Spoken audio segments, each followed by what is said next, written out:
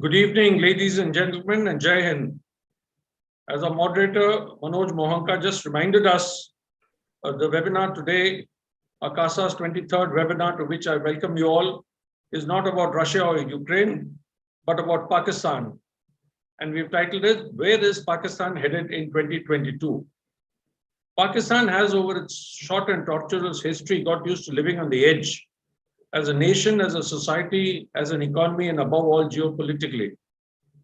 It has been swinging wildly between its failures and perceived successes, self-adulation and humiliation, trying to justify its place within the Islamic Ummah and as an important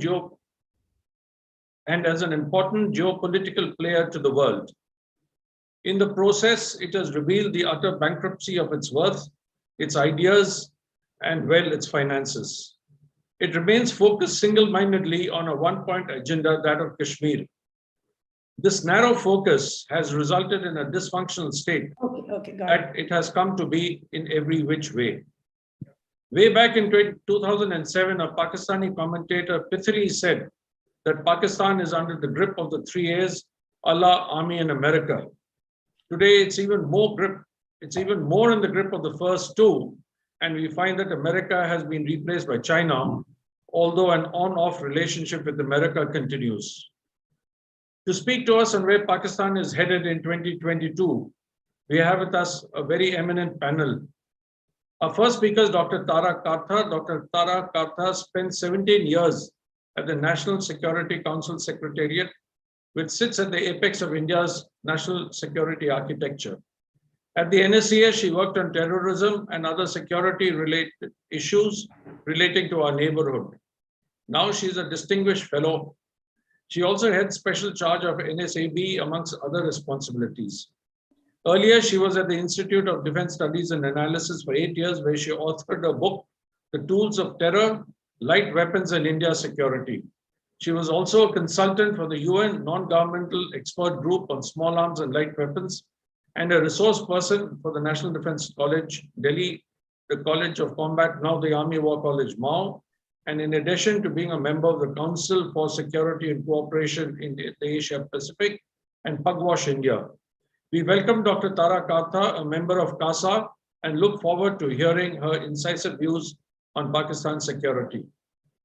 Our next speaker is Mr. Amit Bhandari, Senior Fellow, Energy, Investment and Connectivity of Gateway House. Mr. Bhandari has worked in the business, media, and financial markets for over a decade. He started his career with the Economic Times, where he tracked the energy sector. He was a part of the startup team of ET Now, the business news channel. He was also responsible for setting up India Reality Research, a new research outfit within India, a stockbroking firm. He also worked with Deccan Chronicle Group as a business editor for the General Dailies. He holds a master's in business administration from IIM Ahmedabad and a bachelor's degree in technology from IT BHU. We welcome Mr. Bhandari to this webinar, and we look forward to hearing what he has to say on the economy and the state of Pakistan's finances. Our third speaker is Dr. Dca Raghavan. Dr. Raghavan is a 1982 batch officer of the Indian Foreign Service. He's had considerable experience in South Asia policy issues and is concerned and expert on Pakistan studies. He was a joint secretary in the Ministry of External Affairs in Pakistan, Afghanistan, and Iran division.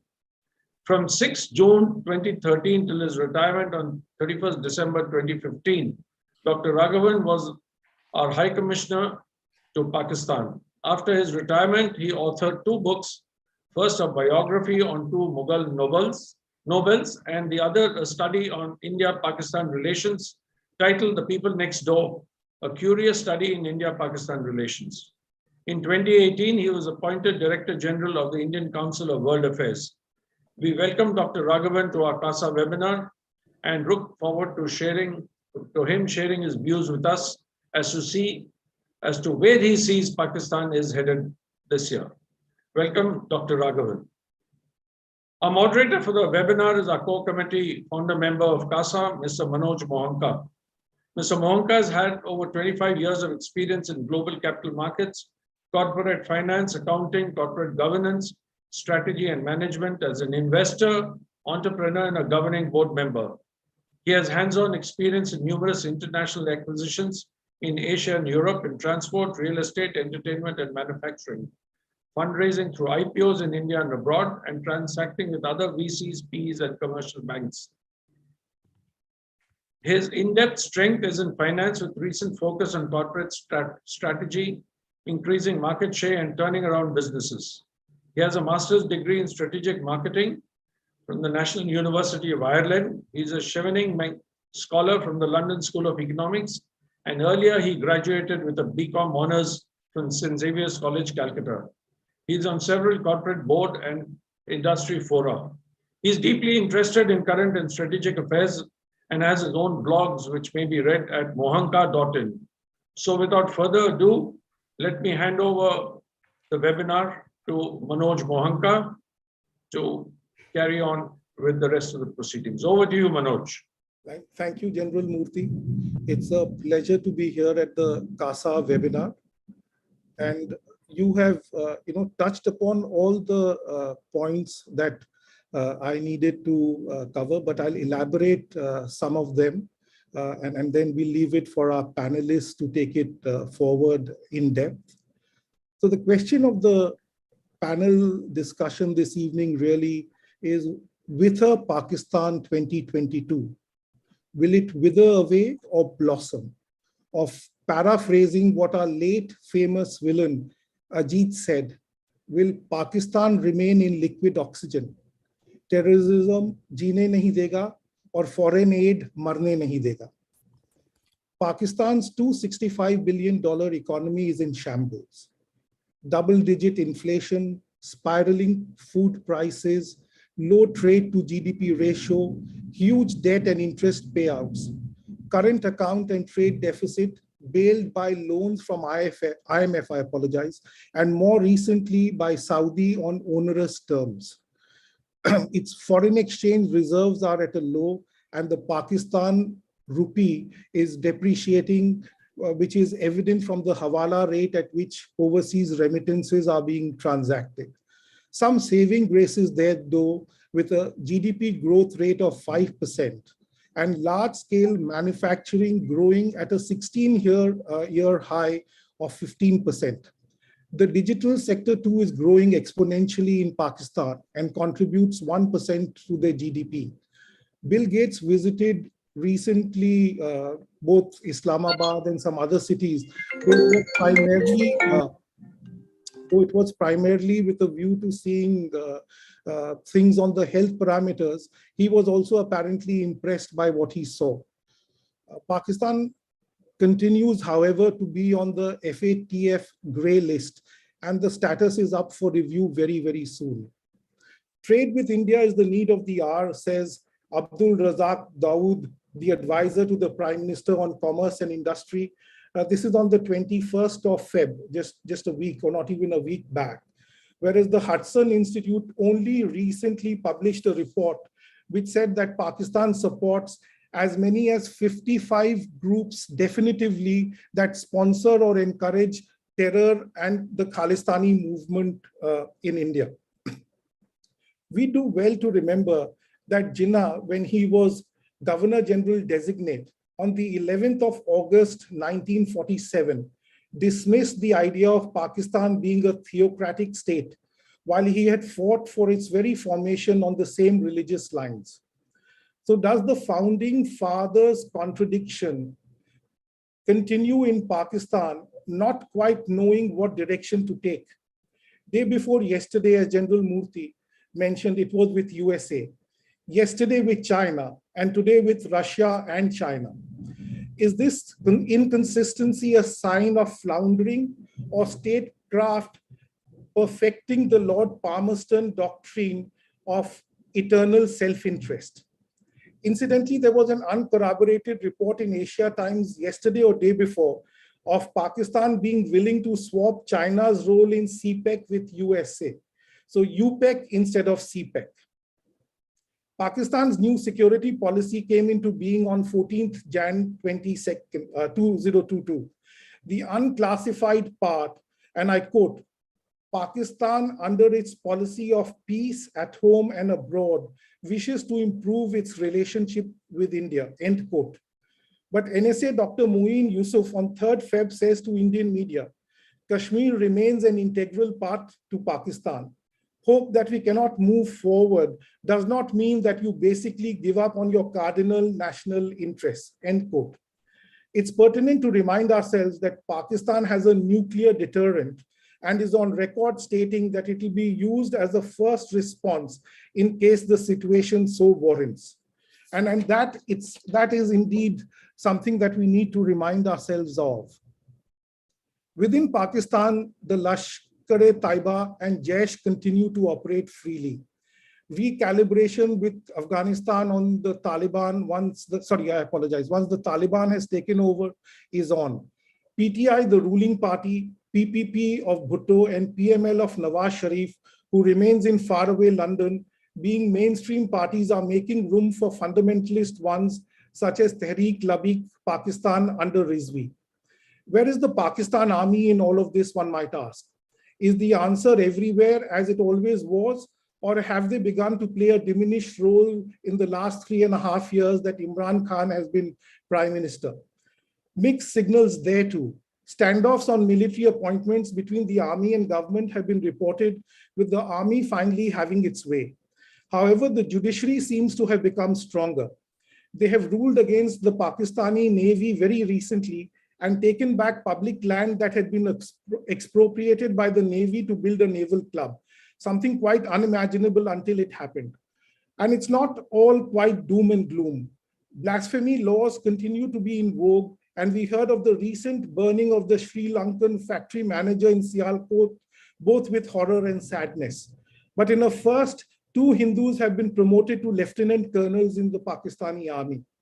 Pakistan's handling of the COVID-19 under its National Command and Operations Center has been remarkable, and the vaccination drive successful, this in a country that's averse to polio drops. While it was clear that a Naya Pakistan that Imran Khan promised when he came to power couldn't or won't be possible in 5 years, has the foundation towards that goal been laid, or at least attempted to be laid? Will Imran Khan be able to deal with the siege both within and outside? To discuss this at length, may I request Dr. Kartha to start with her views, please. Thank you. Yeah, hi, and I'd like to say I'm so grateful and so honored to be here with such a eminent panel, not just the panel, but the whole group, which those of you, at least I should tell the others, this is a group which knows its stuff. It's not a general talky talk kind of group. Everybody knows what they're talking about. So because of that, my presentation is going to be slightly different. It's not the usual kind of, what shall I say, Pakistan bashing. I'm not going to do. We're going to do a standoff analysis to understand exactly what Pakistan is about and what it's going to be like this year, because A, it's your neighbor, and B, let's face it, all Pakistanis, the stability of Pakistan is important to us. And I really believe that. So let me start off by something which you said, Mr. Mohanka said, that the United States, that people want the United States instead of China in CPEC. I'm just saying this as an off, before I forget. This is a view which the Pakistanis have been peddling for quite some time. And it is a view which was being taken up in certain parts of Washington, where they felt that US US investment into Pakistan would produce results both in terms of profits as well as keeping China in check. So this has been around for some time. Now, the main thing, like we said, when we opened the seminar, is that we all tend to think of Pakistan as the 3 A's, right? The Allah, America, and this thing. One second, I'll just start this. So when we say it, now that is, so how I'm going to go about this is that let's see whether the 3 A's still apply. If they apply, how do they apply? And I'm going to do that in really bullet points because I don't have a lot of time. So first, the army, as we said, that's all of us. Let's start from there. Is the army more powerful or less? To me, it seems the army is more powerful. Why? Because of the relative decline of the PMO. You know, under Imran Khan, and this is from people who not from my judgment, this is from people who know him fairly well, that he has weakened the PMO, partly due to his very monstrous ego. In fact, he doesn't seem to see things the way normally a prime minister, politicians like Nawaz Sharif, like say even Benazir Bhutto in a time, they know how to handle this. He seems to be more sort of a personalized trip. We've seen that, of course, recently in this ISI chief versus, Nadeem Anjum versus Faiz Hamid kind of a tussle which was going on. And even to the extent that the PMO's tweet, now I'm not saying this is Imran Khan himself who did it, it was the PMO's tweet saying that we have interviewed the various ISI nominees and therefore we have selected Nadeem Anjum, who will begin in November. So that's the kind of trip which is going on, not just Khan himself, but when the king has a particular quality, all his people around him tend to take on that same thing. So that is how when we assess the army is more powerful because the PMOs got weaker in terms of its effectiveness. We also mentioned, I'd like to, however, say that we have to be very careful when we think of like this recent judgment by the Islamabad High Court on the Pakistan Navy Sailing Club. Now, these judgments have come on and off for several years. The court has been actually fairly strict with the Pakistan Army. They have made comments which are quite hilarious, saying that if you leave the Pakistan Army to itself, it will build all the way to India, so things like that. So this is not new, but it comes and goes. So that is something which we have to keep in mind when we are assessing what is the effectiveness of the army. We also know that the Lieutenant General retired Asim Salim Bajwa has been replaced as CPEC authority by Atar Mansoor. So that is another indicator maybe of this clash between the PMO and the army. And in overall, as far as I can see, the Nadeem, the new ISI chief has not met the prime minister, and the army chief met him about 2 days back. The last meeting was in October. So there seems to be some kind of a coldness there. In terms of his relative power, we know that while Imran Khan was going to Russia, the army chief was supposed to go to the US. So the real power behind the throne was supposed to go and talk to the men on top while Imran Khan was being sent to Russia.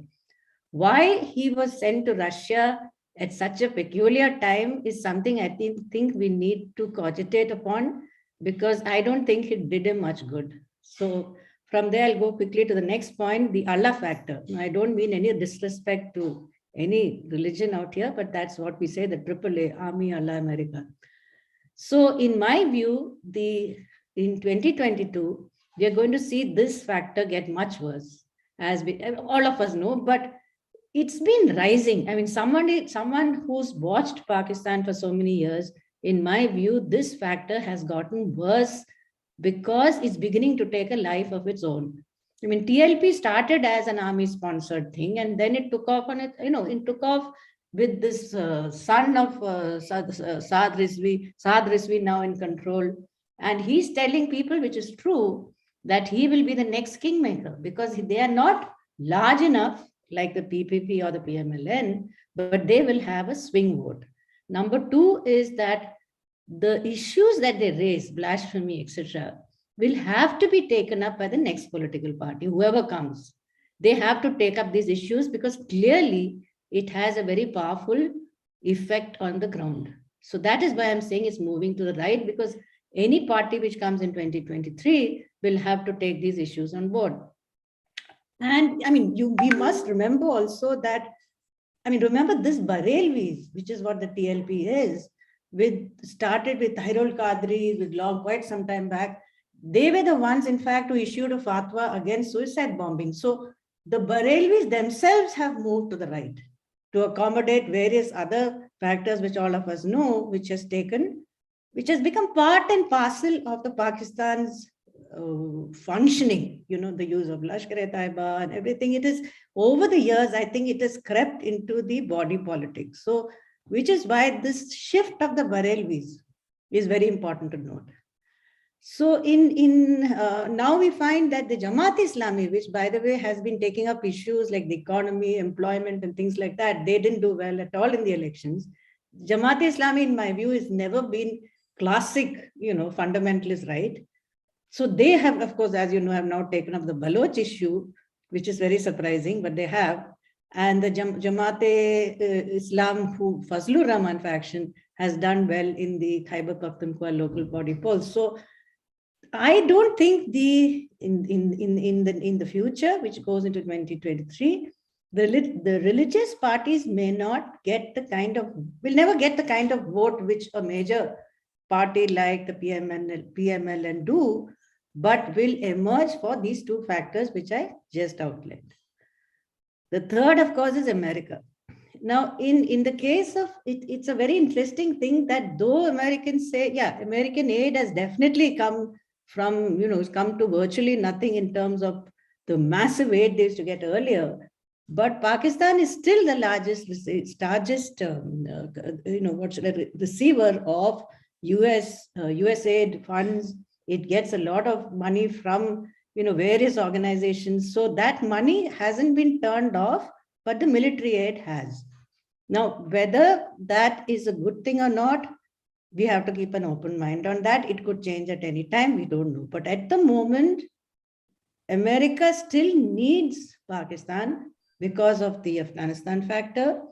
And we come to that. If I can just take 2 minutes with that, the Afghanistan factor hasn't, what shall I say, the victory may have turned slightly sour because we've seen that the attacks along the border, the kind of, the sense that most of us got that there is a strong divide within the Taliban of people who want to take charge of their country and people who are beholden to the Pakistanis.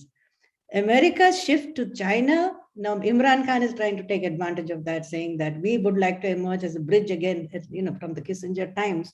We could be a bridge to China, but I don't see anybody taking that up because, well, it's just Pakistan is, I happen to know that the trust factor of Pakistan is very, very low.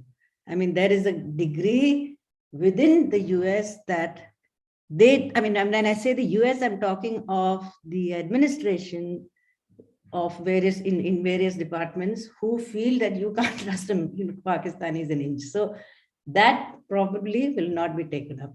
Plus this whole Quad, this moving towards the Indo-Pacific, Pakistanis are beginning to feel left out. But because of that very reason, we've seen that China is now giving top-of-the-line frigates to Pakistan. So for us, it's a very triangular situation. Whatever works against China will benefit Pakistan. So it's actually a zero-sum game. In coming to the fourth point, which is terrorism, is that in 2021, terror incidents increased by a massive 42%. That is data from the Pakistan-based Institute of Peace Studies, which was reported by, they're an excellent group. They've been, their websites, of course, have been blocked now for anyone else to see. So we have to take whatever comes out from elsewhere. But the rise in terrorism is post-Taliban victory. So that is worth mulling over. We know it's not just the Tehrik-e-Taliban. We know it's the ISK and various other groups who appear to be crossing the border and attacking not just Khyber Pakhtunkhwa, but also other parts of the country. They haven't come into the main Pakistan in terms of the heartland. So therefore, as of now, they're still, what shall I say? If I can say, they're not as worried about it as they would be if they were attacking, say, Islamabad, Rawalpindi or something, which is not happening. Separately, of course, is the whole, the Pashtun question and the Baloch question. Now, somebody asked me a question, how is it that the Baloch have been able to launch such massive attacks that we saw recently, where it went on for a full 48 hours or probably more? It's a good question. And I honestly, I don't know how they have been able to do that in terms of logistics, in terms of what Pakistan themselves are doing to counter the Baloch question. We can only make out from that. What is Pakistan doing?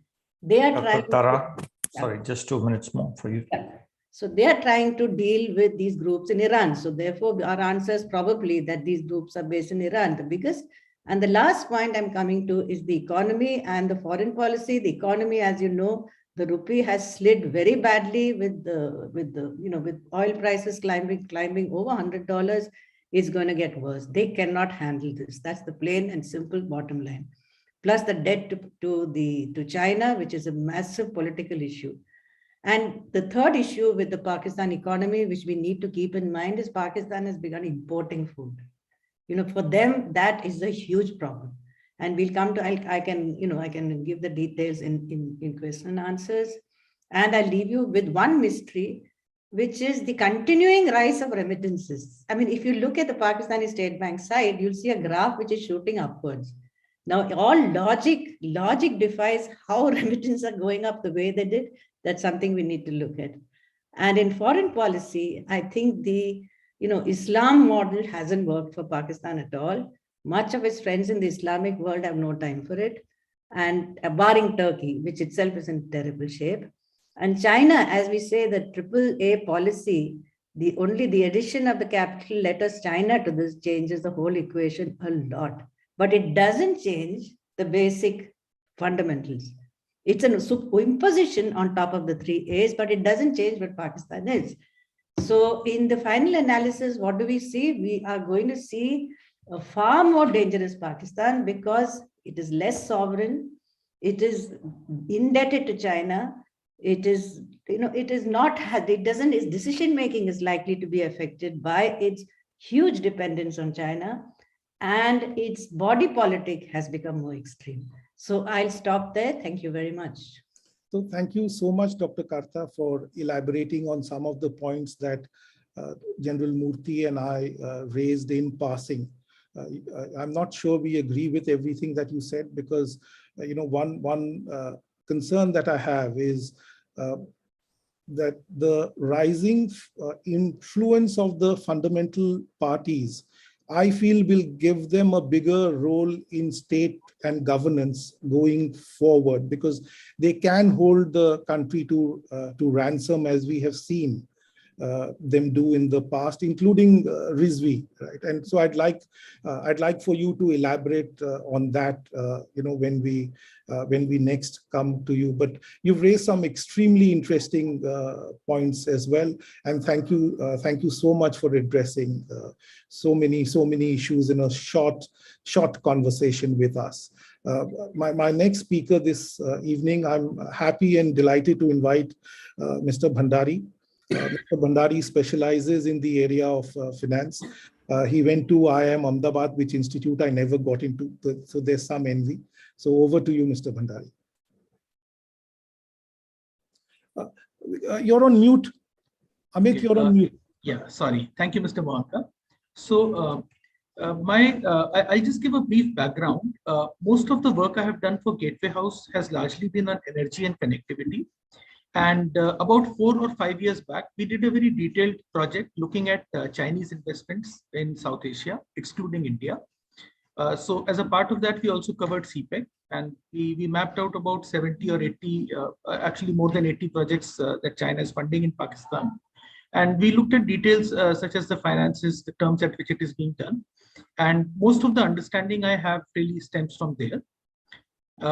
All of the maps in the work that we have done is publicly and freely available on our website, by the way. That's gatewayhouse.in. So I will start with some current indicators of Pakistani economy, which I have been looking at. Some of it is news and some of it is purely numbers. So in January 2022, the Pakistani parliament passed what is called a mini budget, which saw multiple tax exemptions that were withdrawn. And the government also passed a bill providing autonomy to the State Bank of Pakistan. And both of these were, I think, conditions set by the IMF for reviving the loan program that the package they have for Pakistan. And in the recent weeks, there has also been some noise about government asking people to turn in their gold. And usually when a government says that, that's a sign of extreme economic distress. Nobody ever turns in their gold. That is one thing.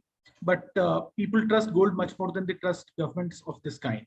That is a fact to remember. So very clearly, there is a certain amount of economic distress. The government has also raised prices of petroleum and electricity in the last 2 months. And this is something I will touch upon in a little bit. Now, Dr. Kartha pointed out that for the Pakistan's remittances have been increasing and quite mysteriously.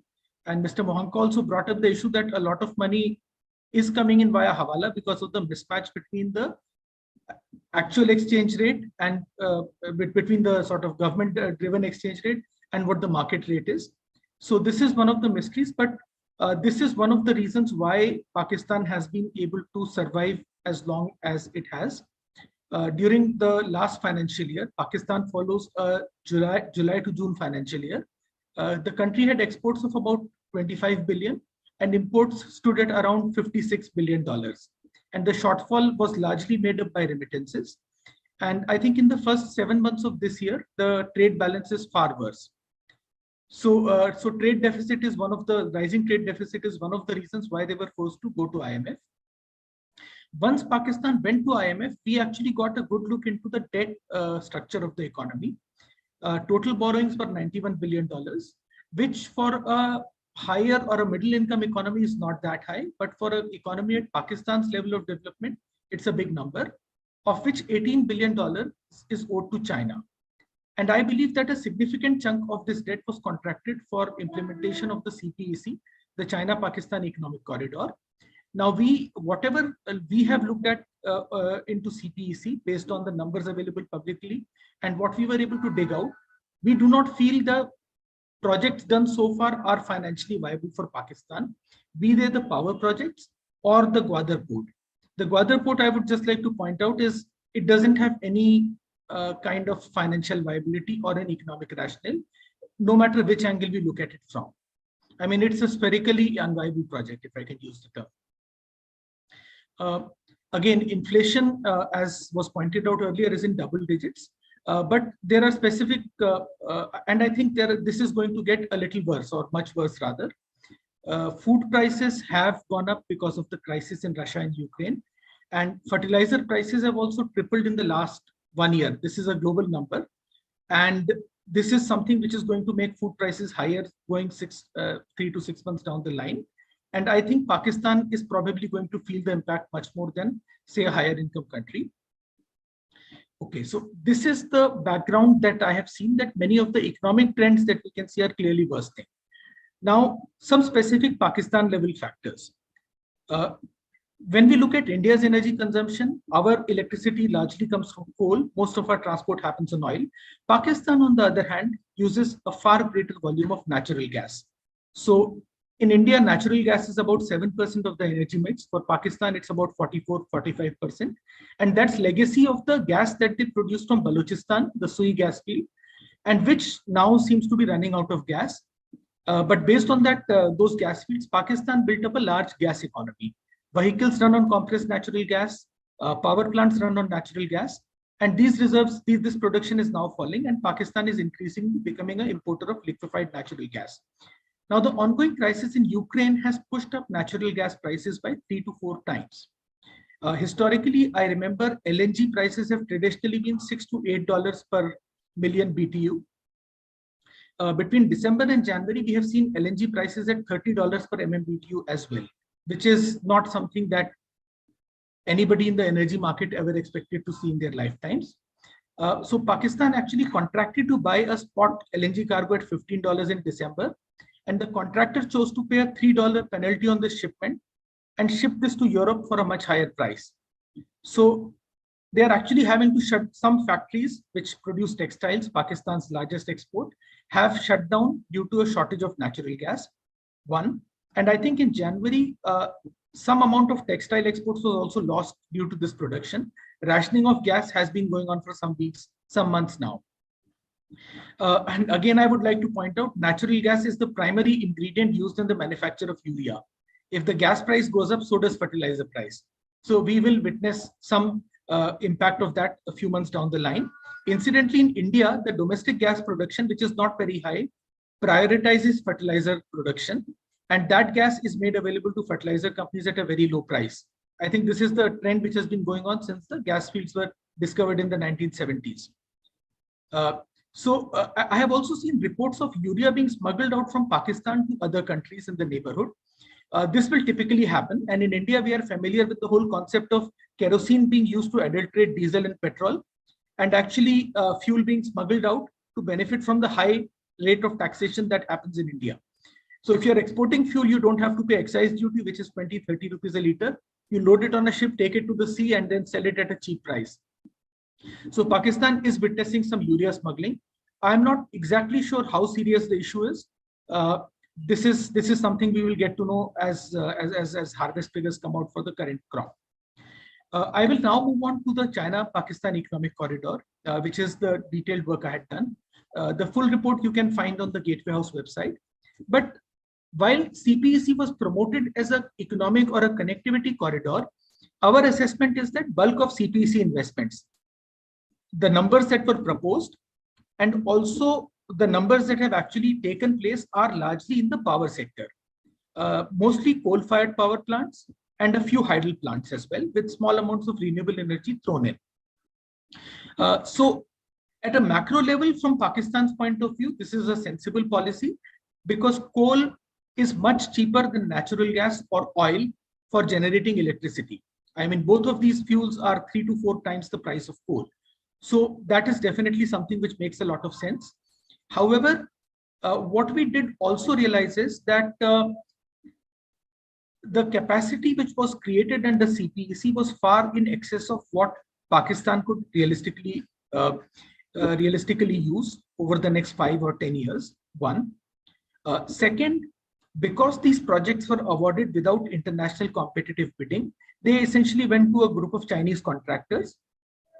And on comparing these projects to similar projects in India, say 1,000 megawatt plant there versus 1,000 megawatt here, on a per megawatt basis, we found a substantial premium to the cost of these plants.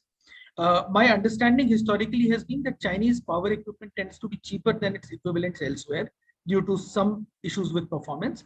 But here we saw a significant premium over cost of similar projects in India, which will happen if you don't have a competitive bidding and if you have tied in contractors and equipment. And finally, we also noticed that the interest rates on some of these projects were very high. I cannot share the source because we have seen documents getting scrubbed out in the past.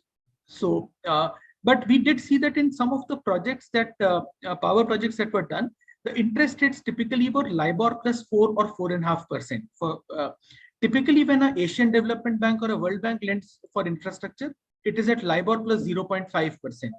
So when you combine high upfront cost, overcapacity, and a high interest rate, you have a recipe for a debt trap. You will have a recipe for financial distress. Let me not use the word debt trap. Sri Lanka is at a much more advanced stage of that right now. Pakistan also is somewhere on the curve.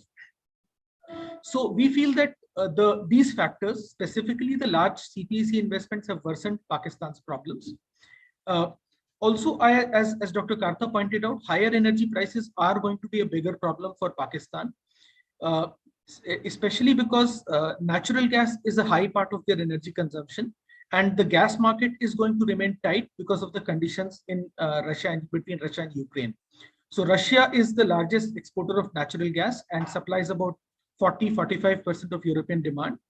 As Europeans try to diversify their gas supplies to other sources, they will have to buy more LNG, liquefied natural gas, in the spot market. And the LNG market, the LNG spot market, is a very shallow or a thin market. Prices, as I pointed out, have gone up from $7 to maybe $30 in the last few months because of that. So LNG is going to remain expensive. And this is going to remain a problem for Pakistan because of their excessive dependence on natural gas. Turkey, by the way, also relies a lot on natural gas and is facing similar problems, has faced same problems in the last few months. Dr. Bhandari, 2 minutes, please. Okay. So, and finally, the last aspect that I have looked at is the FDI that comes into Pakistan, and which is a very trivial amount. And I think we can understand that if you look at the level of violence in the country. Secondly, also the fact that the country is on FATF grey list. So a lot of companies would prefer to stay away. The market is not big enough to make that risk worthwhile. And finally, I think in some of the cases, I mean, India unfortunately is guilty of some of those things as well, like retrospective taxation, but Pakistan had 2 or 3 very high profile cases, including a copper mine in Balochistan, where they invited a foreign company to explore for the resource. And later, after discovery of resource, the company was chucked out. And that company, I think Nethian Copper, has won a substantial arbitration against the Pakistani government. So that kind of a history makes it difficult to convince a new player to come in and put in large amounts of capital. Of late, we have seen FDI from China, which had risen significantly in 2016-17, also coming down to more normal levels that were there in the past. So that's all from my side. Thank you so much. Thanks, Amit. I think you've given us a broad scope of the economic situation.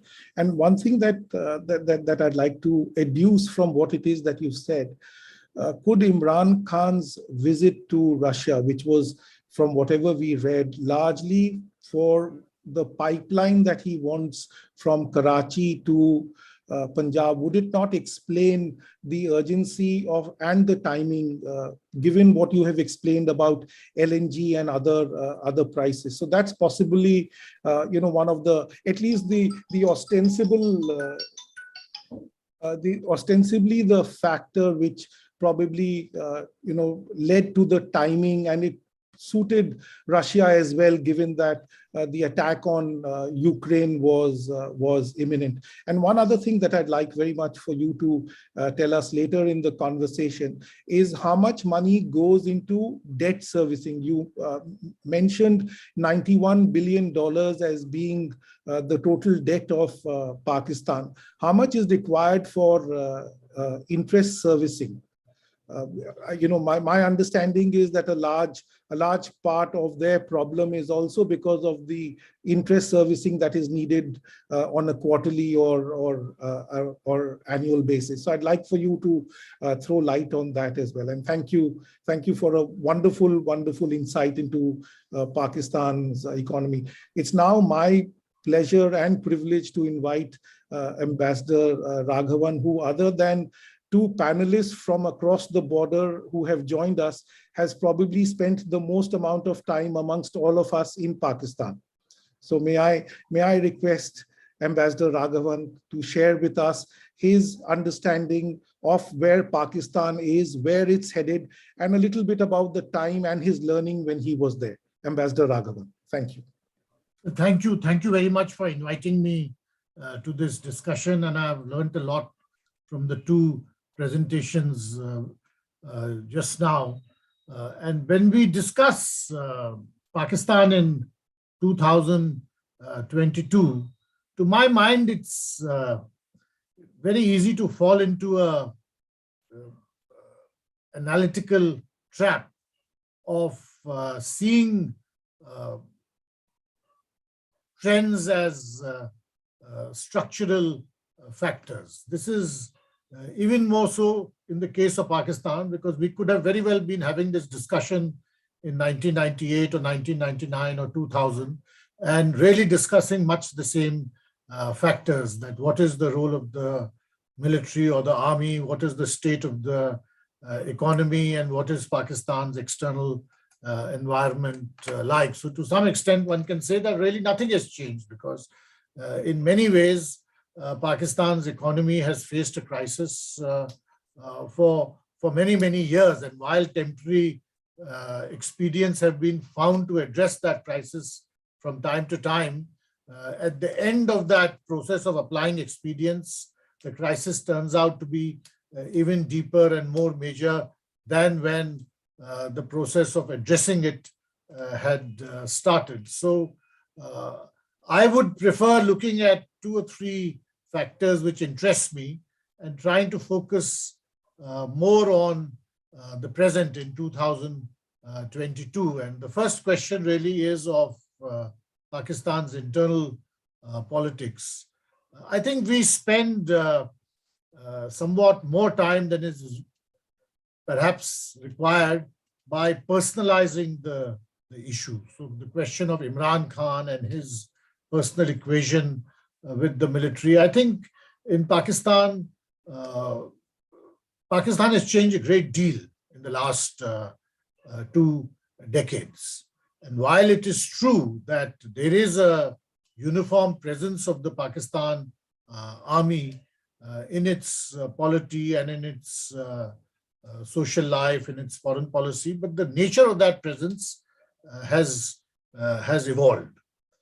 So the question now really is not so much of what is the relationship between Imran Khan and the present military setup, but I think is a more structural factor. And there is enough evidence which has emerged in the last decade or a decade and a half about how this issue of civil-military relations in Pakistan is a structural issue, that these are two separate institutions, the political class and the military, which is constantly jostling for position. And at times that jostling gets an aggravated character. At other times it is a more stable relationship. But nevertheless, this is a structural factor, and we can look for the symptomatic results of it. So one question for 2022, and this is really where there is so much speculation in Pakistan, is about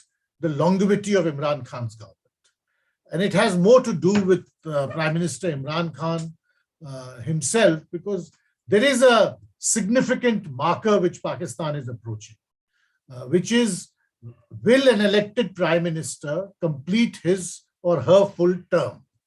It has never happened before in Pakistan's history that a Prime Minister gets elected and serves a full 5-year term. There has always been various reasons why that process has got disrupted.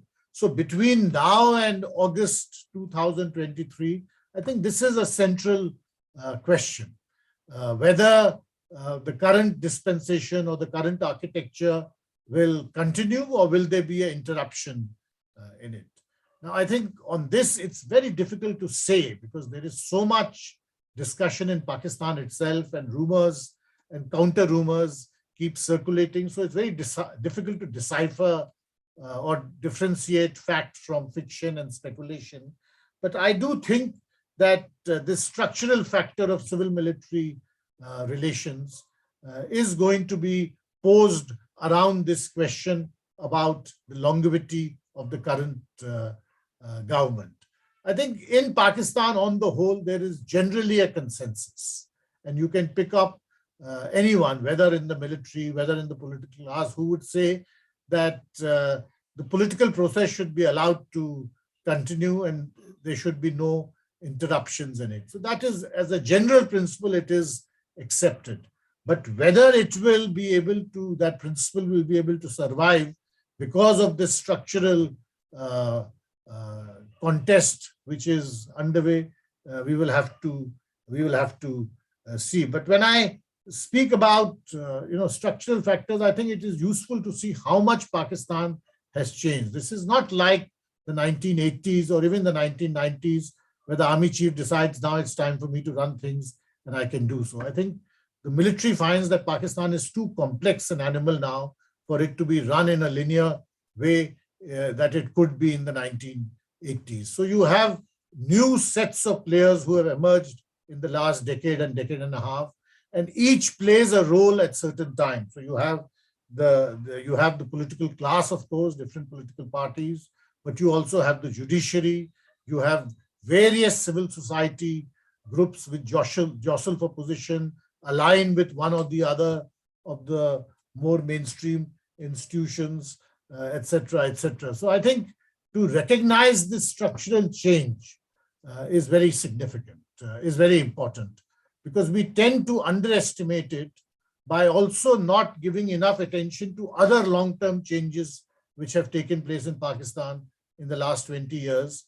And the most significant of that is the growth of the substantial growth in the Pakistan middle class, in the middle class in Pakistan.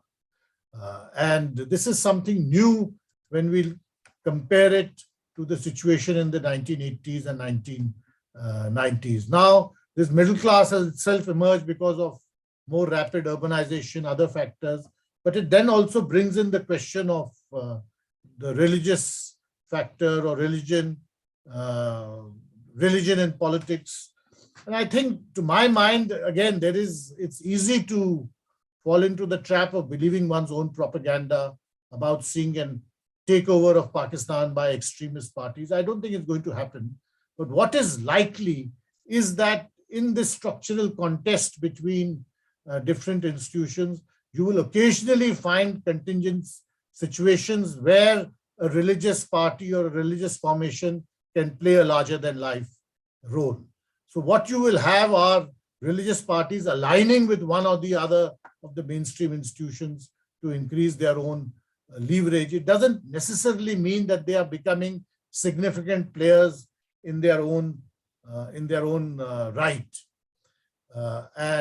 Certainly, if one looks at the Barelvis in Pakistan today and compares it with the influence of the Deobandis a decade and a half ago, I think on the whole, many Pakistanis would say that yes, while the situation today is bad, it is certainly better than what it was between 2007 and 2014.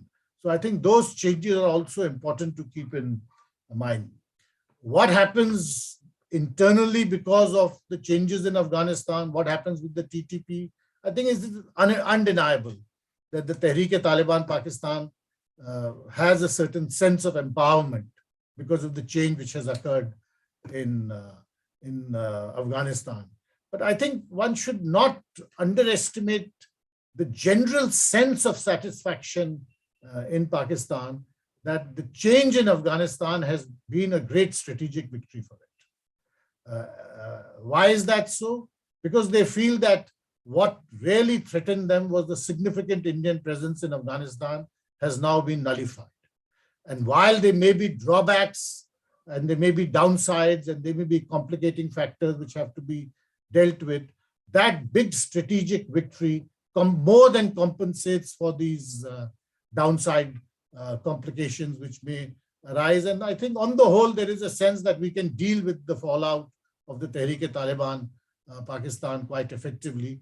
But the change which has occurred in Afghanistan is entirely something which is to be welcomed. The third factor is of Pakistan's external environment. I think it is true that the rise in commodity prices, what is happening in Ukraine, and the general impact that is going to happen, that is going to have on the whole region, will have a negative impact on Pakistan. But we should not fall into the trap of exaggerating that impact. All of us are going to have to weather a storm in the next year or two because of these wider geopolitical changes which have occurred, over which we had really no control. But to my mind, the Pakistanis have developed a certain level of expertise of living with the economy in crisis. And perhaps they will continue to manage to deal with that crisis-prone situation as they have in the past. Ambassador, a couple of minutes more for you. Yeah, I'll just make one final point that when we discuss Pakistan generally and when we analyze it, there is a fair amount of consensus in terms of where, what are the principal drivers, what is the internal situation.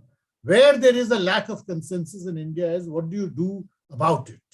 We all are aware of Pakistan's history, its behavior, the nature of the India-Pakistan interface. But what is the best way forward for us in terms of our own national interest to deal with a neighbor such as this? I think that is a question to which we have to pay much more attention, serious attention than we do, because the default mode is of assuming that there is nothing to be done and dealing with it as a security issue on the line of control or on the border and leaving it at that.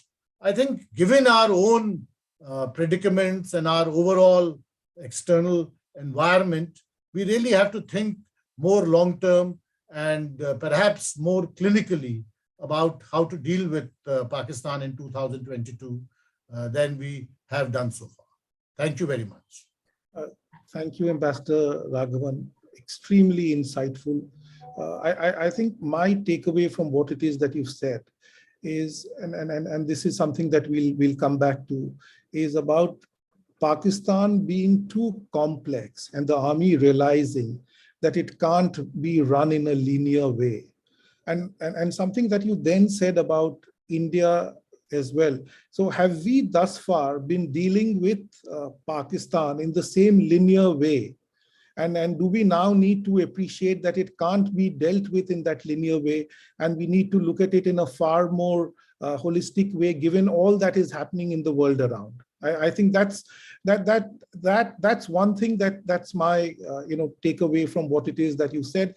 And the other extremely encouraging aspect, and you've been, I've been there only as a visitor, you've spent considerable time, is that the fundamentalism there is only, or growth in the strength of fundamental parties is only sporadic and not necessarily there to stay, and they are not likely to be mainstreaming anytime soon. That's contrary to the impression I had thus far, and I'd really like, since the floor is now open to questions, I'd really like to take advantage of my role as moderator and put that to you as the first question.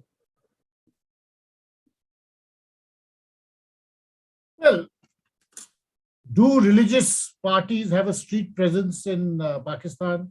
Yes, they do. And we've all seen this numerous times, that in certain situations, they can bring life to a like the Qadri issue, the judicial judgment on Qadri, the Pakistan came to a virtual standstill. Yes, that happens from time to time. But does it mean that extremists are going to take over the Pakistani state? I don't think so. I think the extremist parties or the religious parties are effective instruments which either the political class or the military uses from time to time, but they are no more than instruments. I don't see a situation where a Qadri-like figure or a TLP-like figure will suddenly emerge at the helm of affairs in Pakistan and be running the state. I don't think, as I said, I don't think the Pakistani ruling establishment has any doubts about its capacity to prevent such a eventuality from becoming reality. Thank you, sir. Dr. Karta, today is the start of the long march of the PPP from Karachi to Islamabad, and it's slated to take all of 10 days, going through right through Pakistan. Do you think this kind of effective, sorry, let me put it in another way, this kind of political messaging will be an effective tool to call the government in Pakistan to task? Is it good? Because this is a movement to throw light on all that is wrong with Pakistan, including, and the reason it may pick up traction is because of the inflation and the spiraling food prices. So do you think this kind of thing will also have tremendous impact in Pakistan? If I can ask for your indulgence in the chair, just to take up one point, I think what the ambassador wound up doing is discussing exactly the same things that I did. I mean, either you discuss it as a AAA or you discuss it as a structural. You wound up discussing the same thing, right? It was the role of the army, the role of the PMO. But you also didn't answer the question, which you did not, whether Imran Khan would continue. And your question is linked to that, whether the PPP will be able to push the Imran Khan out. I don't think so. Because they are so bitterly divided that, I mean, the opposition as a group now, even within PPP, there is divisions. So the opposition hasn't, as you've seen still recently, they haven't been able to get their act together. And that is always a problem. And in that, ambassador's right, it is a structural problem. The political parties are like that in Pakistan. On the issue of whether religious parties will come to power, as I said, they won't.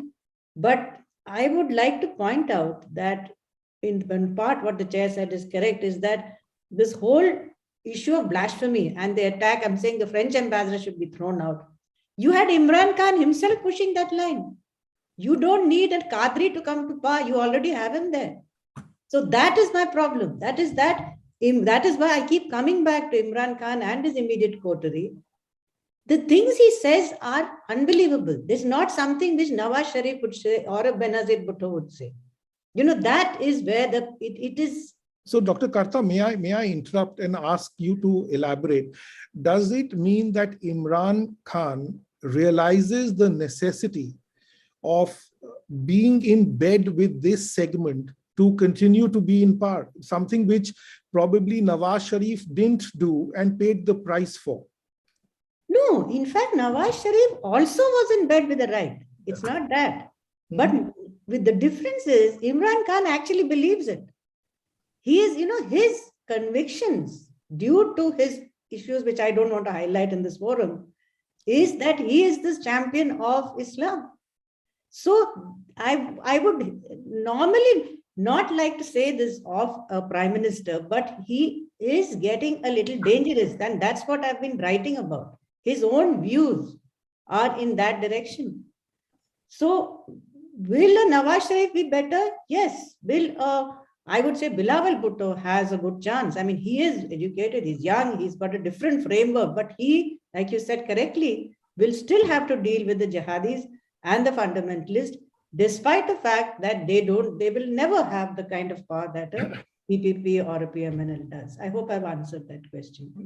So, Ambassador Raghavan, it is my understanding, and you had probably just left, and I'd happy to be corrected, that the army played a tremendous role in Imran Khan coming to power. Right. And Imran Khan, therefore, it's my submission. And Imran Khan realizes that for him to be the first prime minister to complete 5 years in office, he needs a dalliance both with the army and the Fundu parties. And he's doing that to the hilt, and he doesn't care about irking the other mainstream parties. And Nawaz Sharif, in any case, is under siege based on the various cases against him, and has taken refuge in London. Right. So would this make sense that this is the strategy Imran Khan is following going forward? You see, it's more complicated. It's true. Any political party to be in power for some duration of time needs to have a good equation with the military. That goes without saying. It's true. And in that sense, one should see Pakistan in the context of what happens in Thailand or what happens in Myanmar, rather than as the pure Westminster case where the army should be out of politics and only sitting in their cantonments. It's never going to happen. But it's not simply a question of Imran Khan's personal equation with the military chief or his own flights of fancy and his own sense of self-esteem. You have a political class, whether it's in the opposition or whether it's in the government, which resents the kind of space which the army occupies. So, you have the jostling between these two taking place all the time. And one of the jobs of the prime minister and of the military army chief and all the other senior political figures in the government is to manage the jostling and not let it get out of hand. But when it gets out of hand, then it becomes difficult to control. I mean, this is what one means by the structural causes for a civil-military imbalance. And nobody has a perfect answer to it in Pakistan and never will. It will continue for all times to come. So certainly the political skill of a prime minister in managing this will have a lot to do with his longevity. And surviving. And surviving, yes. So it is true that Nawaz Sharif was unable to manage that relationship effectively. So he had to be shown the way out. This one for Amit from Shrikant Kulkarni. Do you see the financial situation in Pakistan improving in the near future if it doesn't get any more loans? Is the remittance from abroad going to help? And in this, Amit, if you could also elaborate a bit on the hawala that I alluded to. Thank you. Okay, now I think in the immediate term, probably one would expect the economic situation to worsen somewhat. And here I'm specifically referring to the life of the average citizen, because inflation is going to be high. they have had to go to IMF for a package, so they will have to also follow certain stringent conditions on what subsidies can be given, what can be subsidized, and so on. And Pakistan's economy is, so I will just draw a contrast here with India. In India, for example, most of our electricity comes from coal, which is produced domestically. And electricity also gets consumed locally. In a way, this is something that is not, despite all the mismanagement in the power sector, this is not something that has balanced external implications. In Pakistan's case, they are dependent now on imported fuel, which is LNG and coal. So Pakistan imports coal right now. They don't produce it locally. And their power sector has mismanagement similar to India in terms of bills which are not paid and electricity which gets stolen. There is this creature called circular debt, which is you can interpret it the way you want to. Customers don't pay the distribution companies don't pay the generation companies don't pay the fuel producers, and it's a large number which nobody is quite in a position to tackle. So they will have to raise electricity prices, they will have to raise prices of diesel, which is used in agriculture and transport, and probably natural gas as well, which is going to cause distress. Global factors are going to cause higher food prices, and as a relatively lower income country, Pakistan will be affected more. Now, Pakistan exports some a significant amount of basmati rice, and a good chunk of their exports are agriculture related, which is cotton. So if your input price is going up, the viability of some of these industries is going to get hurt. Pakistan imports a certain volume of wheat and a lot of other food products. They will become expensive. So I would see a certain amount of economic distress. Now, in case of the Hawala, so in India, we largely look at Hawala as a security issue. But I mean, if those of us who were there in 80s and before would remember that there used to be an official exchange rate that the government had set, and there would be a market rate which you could get. And Hawala operators typically used to offer a slightly better exchange rate for your forex if you remit it into India, and this would not get captured in official flows. So I think in Pakistan's case, there is an unofficial Hawala rate, and I'm not very sure how much it is right now. But I think it is anywhere between 5 and 10% higher than what the official exchange rate is. So the idea is that if the difference becomes too large, a lot of Pakistanis who are remitting money from Dubai especially, and Dubai is the third largest source of remittances for Pakistan, especially Dubai, start using the Hawala channels and the money starts avoiding Pakistan.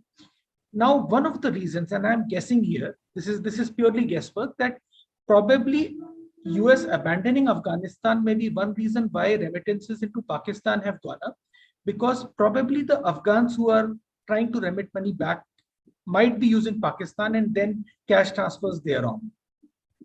This is just a theory. I could be incorrect. I don't have a confirmation for this, and this is something that needs to be studied further.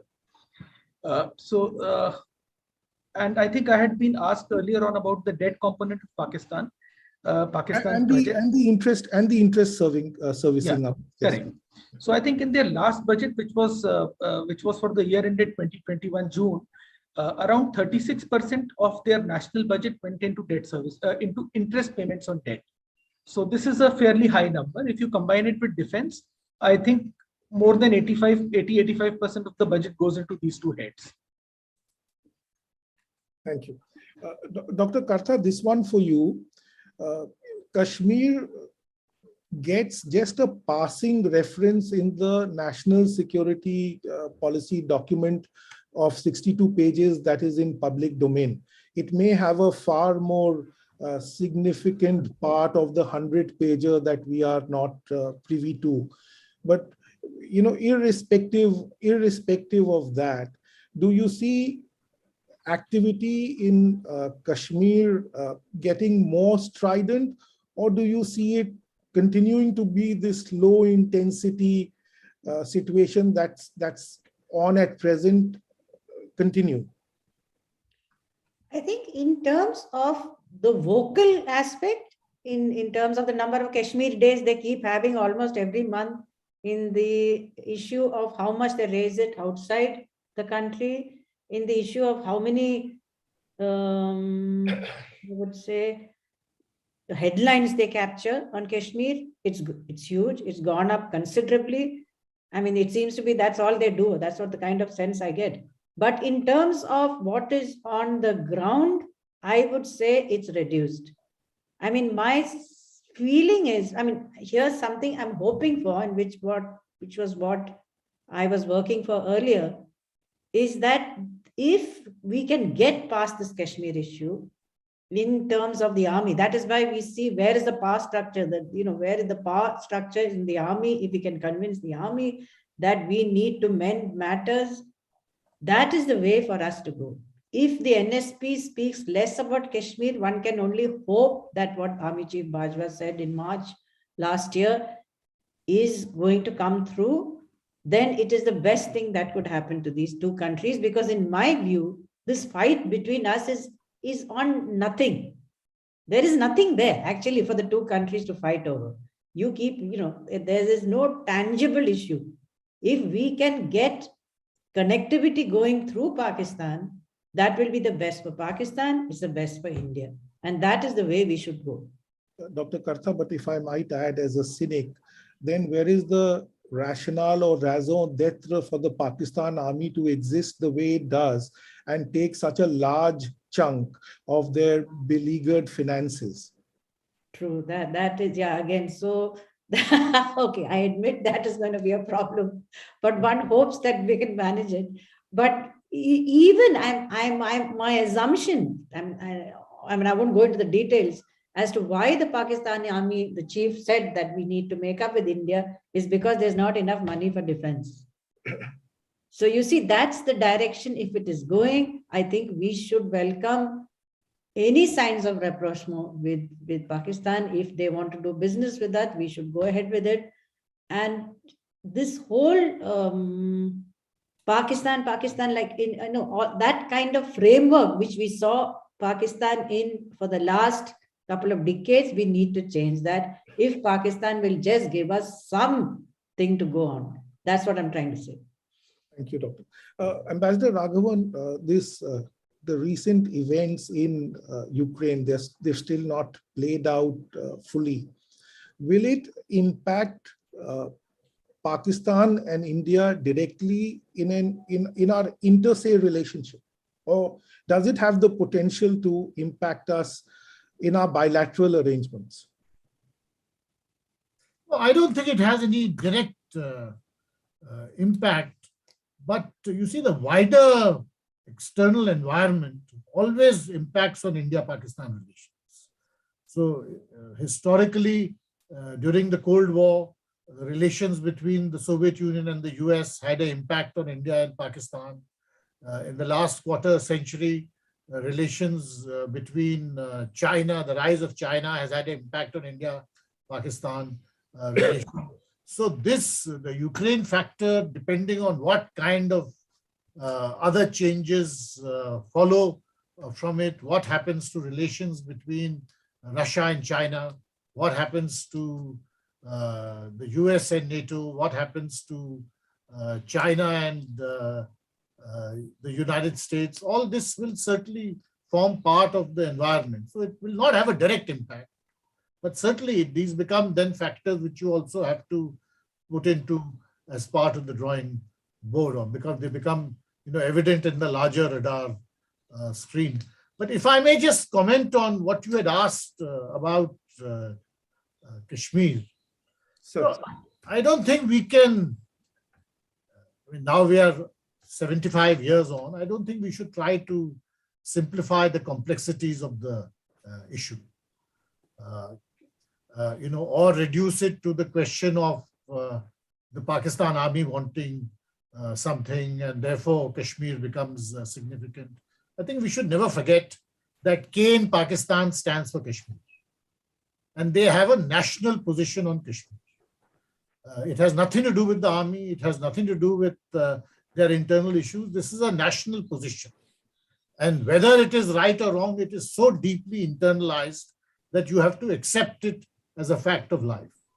Just like the Pakistanis have to accept that whatever may be their reasons and their complaints and their grouses, India has a national position on Jammu and Kashmir, which is deeply internalized and is not going to change.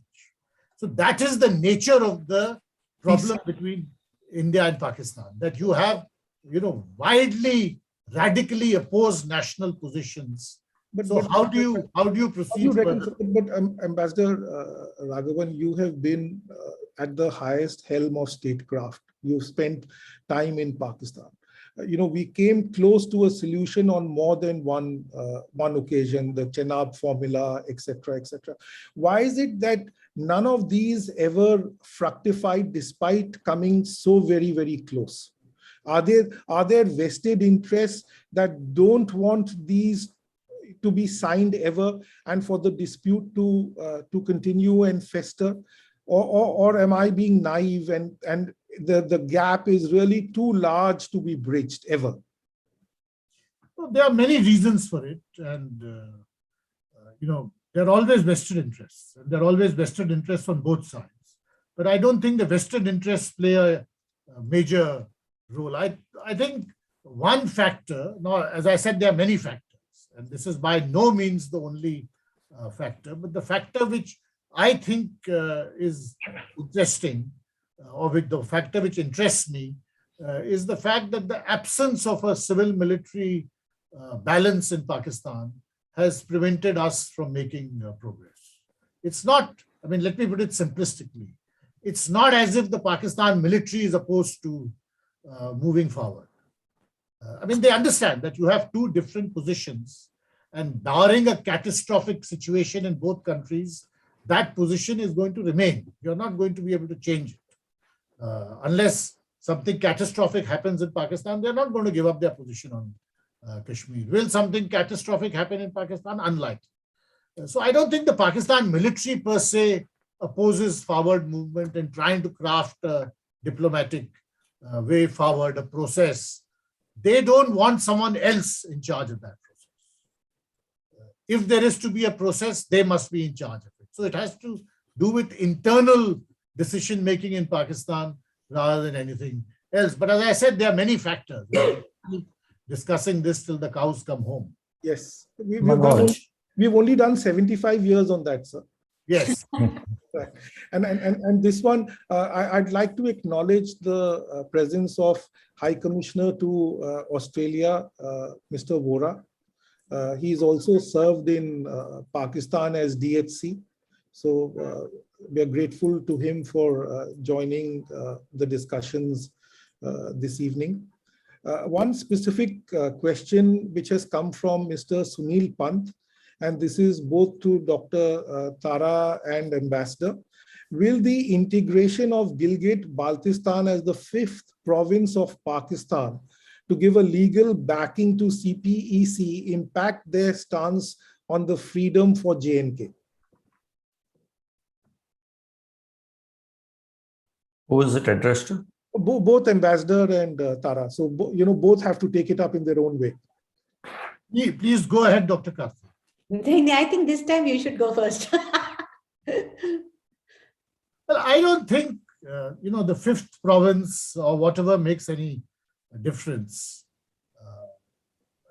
It's a legal kind of change. It doesn't really mean any substantive change whether Gilgit-Baltistan is formally a 5th province or not. And it certainly makes very little difference to the execution of the CPEC through Gilgit-Baltistan. So, Ambassador, pardon the interruption, but would you say the same for abrogation of 370? In a real sense, would you say that's analogous to this change in? You see, this is the point which, at least I feel that just like all the changes which Pakistan has carried out on Pakistan-occupied Kashmir or in Gilgit-Baltistan, it has not made any difference to our position. Because since we believe that the whole of POK is an illegal entity, what Pakistan does in an illegal entity doesn't change the status of that entity. Now, the Pakistanis should have taken a similar position with regard to Article 370, that If they feel that Jammu and Kashmir is not a part of India, what does it matter what these legal changes are made, rather than, you see, not having recognized the state of Jammu and Kashmir, not having recognized its assembly, not having recognized its chief minister for all these years. Now suddenly to say that this is a very important change which has taken place is just not a consistent part of their position. It was a sentimental reaction rather than an objective evaluation. So I also feel, same way, what they do in Gilgit-Baltistan doesn't make any difference as far as we are concerned.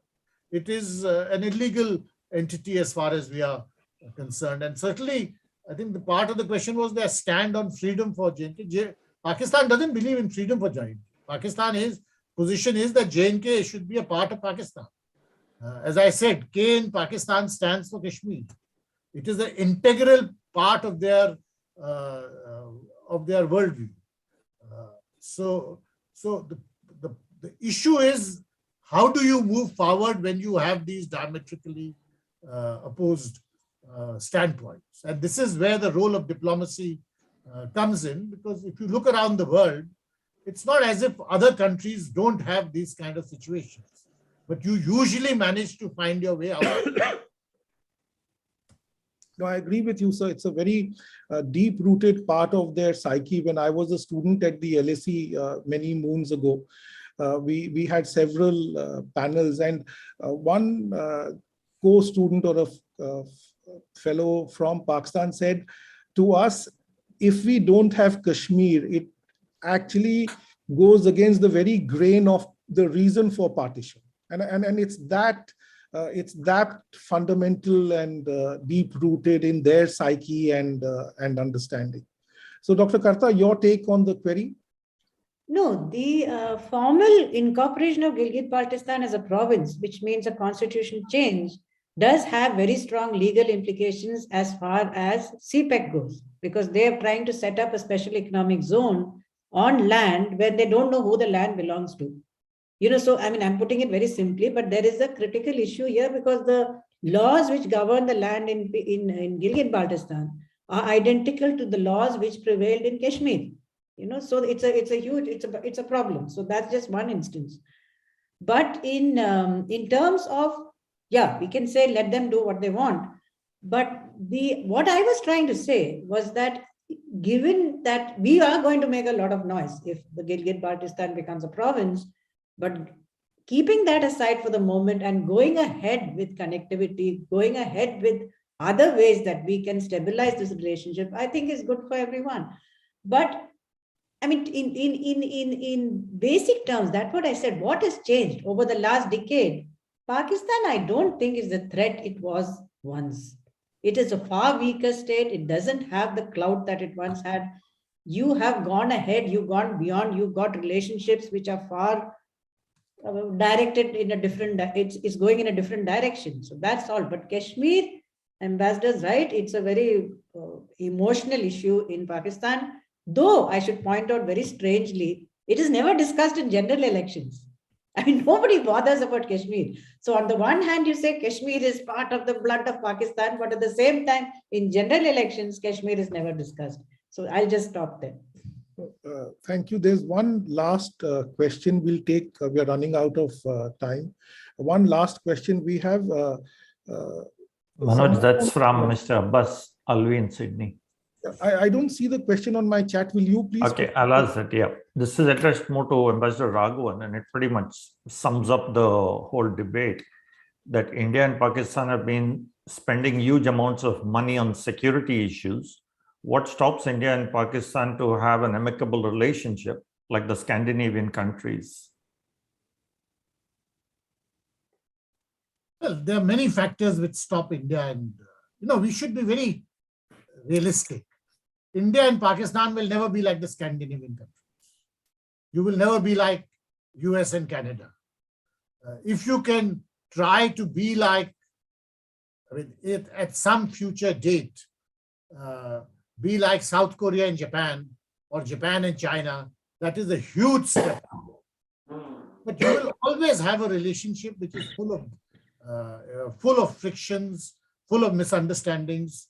But the point is, how do you stabilize it?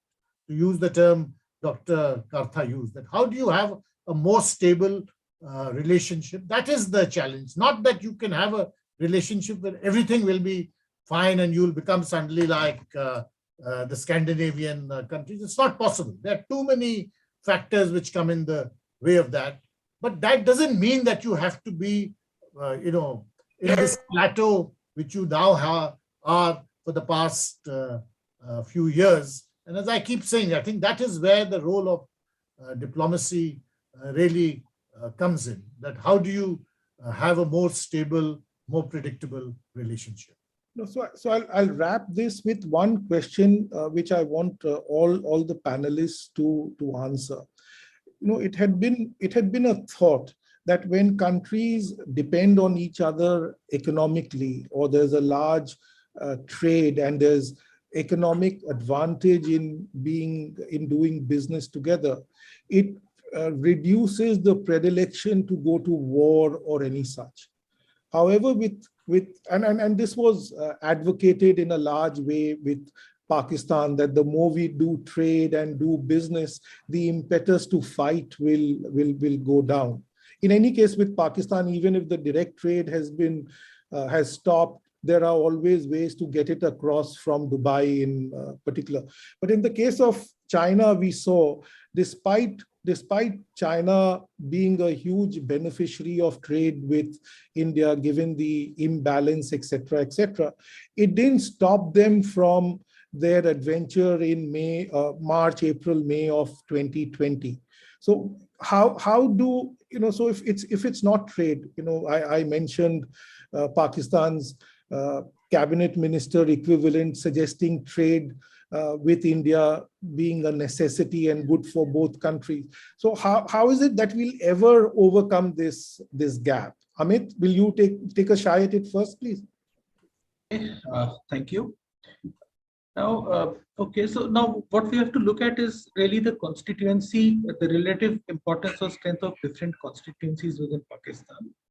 Probably one of them, which has a very large role in running that country, doesn't have so much to gain by trade. It probably loses its central status.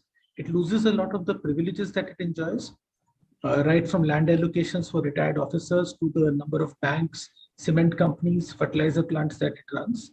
So it is probably not in the interest of that constituency, the military, to have a normal economic relationship with India. The business community or the middle class, the political class, which typically has a stake in these kind of issues, is not strong enough to set those policies. And so as long as the policy making is being dominated by the military, I don't think trade can really change the dynamic of the relationship. Thanks, Amit. Dr. Kartha? No, you're right. Trade by itself may not. And I think what the previous speaker said is absolutely correct, that there are strong lobbies against this kind of thing. That's why I was stressing connectivity. It's like a vein going through a country, where you both stand to gain. Connectivity in getting people together. I mean, to get to Afghanistan, to stabilize Afghanistan, you needed to have access to the sea. You needed to have access to trade. So it's a complete, what shall I say? If you want a regional solution, you have to have connectivity and trade. But you're right. In the case of Pakistan, the textile manufacturers, for instance, want imports from India. They want cotton. There is a demand for sugar. There is, for example, you talked of Russia. The reason Russia-Pakistan trade took off, I think 46% was that Russian wheat was coming into Pakistan. Why can't you replace that? So there is scope to, like Ambassador correctly said, to stabilize this relationship. And I think we should at least go for it, try for it, because that is the change that we need to see in the next few years.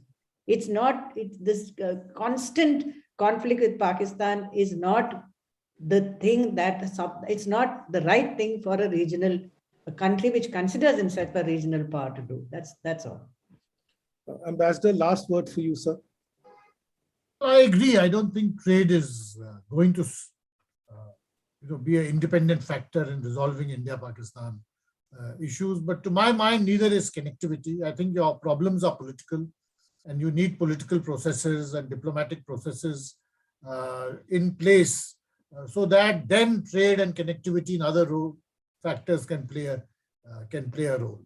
But trade in itself, on the whole, the Indian and Pakistani economies have diverged a great deal in the last 50 years. Similarly, connectivity issues, they are very complex in the absence of an enabling political environment.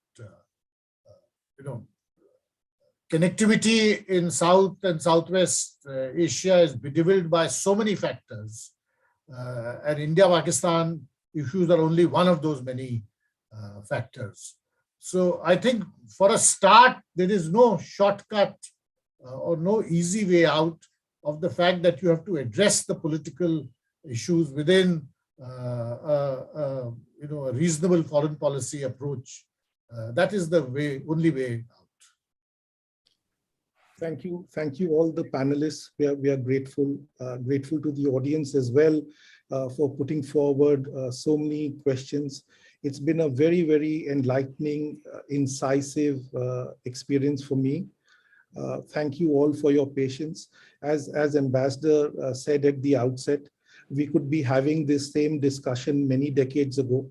Hopefully, going forward in the next few decades, the two countries will come to some kind of a resolution. As is often said, you can choose your friends, but you can't choose your neighbors, and certainly not a neighbor who is part of your kith and kin, howsoever painful the separation or parting was. And on that optimistic note, Jai Hind, thank you all. God bless. Thank you all very much. Thank you. On behalf of CASA, let me thank Ambassador Raghavan, Dr. Tara Khatta, and Mr. Amit Bhandari for a fascinating discussion. Thank you very much for sparing your valuable time for us. The attendees, Mr. Manoj Mohanka and Ms. Badnali, thank you all very much for a wonderful session. Thank you. Goodbye. Jai Hind.